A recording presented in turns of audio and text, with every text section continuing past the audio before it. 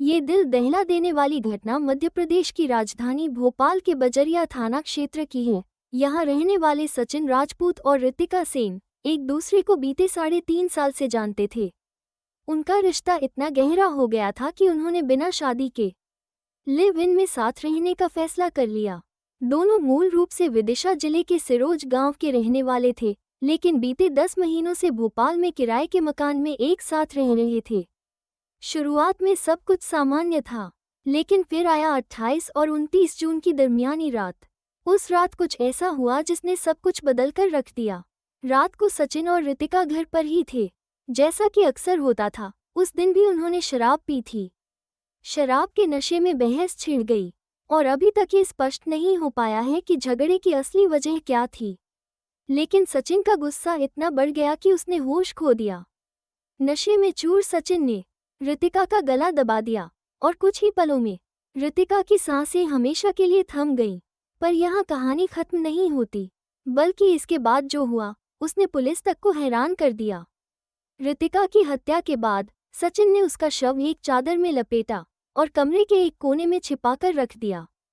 इतना ही नहीं, वो 2 दिन तक उसी कमरे में रहा, उसी जगह सोता और खाता पीता रहा और मृत ऋतिका के शव के बगल में जैसे कुछ हुआ ही न हो वैसे रहता रहा।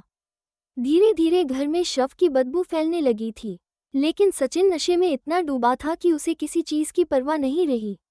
तीसरे दिन जब उसका नशा थोड़ा कम हुआ तो उसे शायद अपने किए का एहसास हुआ। उसने अपने एक करीबी दोस्त को फोन लगाया और सिर्फ इतना कहा, मुझसे बहुत बड़ी गलती हो गई है। बस इतना सुनते ही दोस्त को कुछ तो गड़बड़ महसूस हुआ। उसने सचिन से सवाल पूछना शुरू किया और जब सचिन ने धीरे धीरे सच्चाई बताई तो दोस्त के होश उड़ गए। वो तुरंत पुलिस को सूचना देने पहुंचा। पुलिस जब मौके पर पहुंची और कमरे का दरवाज़ा खोला तो वहां का मंजर बेहद डरावना था। एक तरफ ऋतिका का सड़ चुका शव चादर में लिपटा हुआ पड़ा था और दूसरी तरफ कमरे में भयानक बदबू फैली हुई थी। पुलिस ने तुरंत शव को कब्जे में लिया और पोस्टमार्टम के लिए भिजवाया। वहीं सचिन राजपूत को गिरफ्तार कर लिया गया।